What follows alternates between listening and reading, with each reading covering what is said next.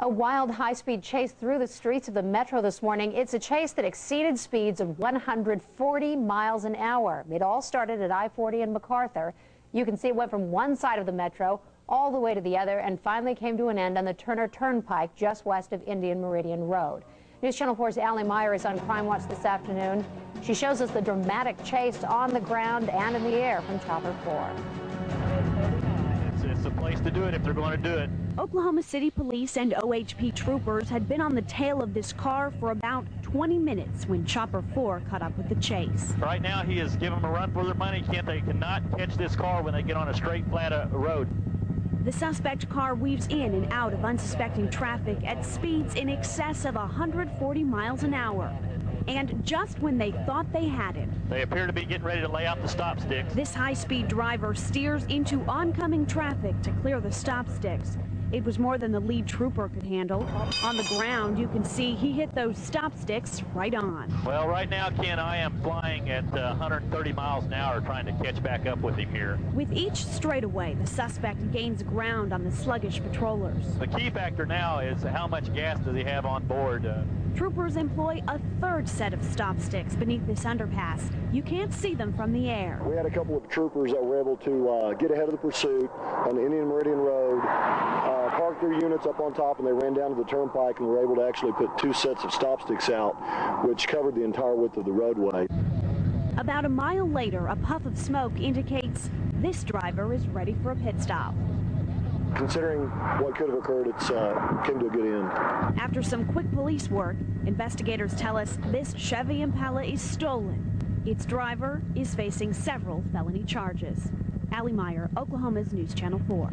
Allie tells us that the suspect is 17 years old. Police say he is listed as a missing person out of California. This is very dangerous. We can't stress enough, Kent, to the people that the speed you're watching at is now very dangerous because there is traffic on the Turnpike, cars in both lanes, so hopefully, Kent, nothing will happen. They can get this guy stopped before something very bad happens. Yeah, Jim, he's passing cars that are going, 60 or 70 miles an hour, and they look like they're standing still. It's incredible that he does have a very powerful engine in that Cadillac. Well, right now, Ken, I am flying at 130 miles an hour trying to catch back up with him here as we come up to him. But I am doing right now 135 miles an hour, and he is still, appears to me, I'm not catching him that much, Ken. So, Jim, it's about 22 miles from that McDonald's, that first McDonald's there, going east. Of course, he's going westbound. So at this rate of speed, he will reach the Turnpike gate at I-35 in what, probably 8 or 9 minutes? Correct. At this speed, he'll be there probably in about 10 minutes, Ken. Well, I'm sure that all of the departments are mobilized. Like you say, the most important thing right now is to keep anybody from getting hurt. But if you're traveling 130 trying to keep up with them, what an extremely, extremely dangerous situation. Extremely dangerous, Ken. And I'm doing 130, and I have not gained on him at all. So if I'm doing 130 and not gaining, he's at least doing my speed or a little bit more. If there's any blessing, Jim, it looks like traffic isn't that heavy at this time. Not at this time. We'll just have to wait and see. Hopefully they would get him before the gate here, but the cruisers have no chance of catching him, Kent. Air One is on the scene. Air One is the only aircraft that is able to stay up with this car and keep him in sight. The cruisers and the police vehicles just have no way. He's just absolutely just stretching it out, Kent. I'm having to pull extra power here. I'm now coming up to 140 miles an hour, and he's still pulling away from me, Kent. You're going 140 miles an hour, and he's pulling away from you, Jim. That's incredible, and I'm sure he's pulling away from the officers as well. He's stretching out a very large gap from the officers at this time, Kent.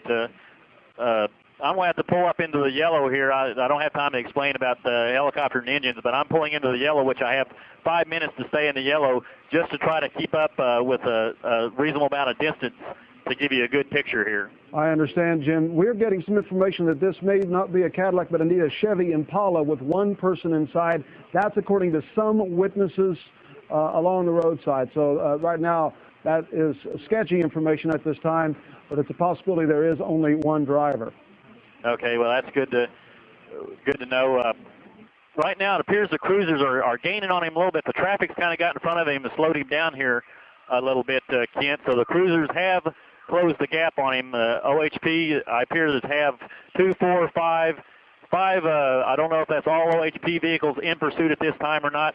Now he's coming up to, we got a semi and a pickup blocking the lanes here. This is going to slow him down. I don't know if they're going to be able to do anything, though, Kent, at this time. I think this is just this pursuit's on for a while until he runs out of gas or something major happens here. I understand, Jim. We're getting a little more information for those just joining us. Police were trying to stop this vehicle. Wow, that was close, because of an illegal tag. And this has wound all the way from the I-40, I-35 area up to Highway 66, all the way down 66 to Wellston. Now it's coming back towards Oklahoma City on the Turner Turnpike, as you said, reaching speeds of up to 140 miles per hour. And Jim, if this is indeed a Cadillac Seville, we have talked with a car dealership that says if it's an STS, it can reach speeds of over 150 miles an hour. That's correct, Kent. It's a very powerful vehicle.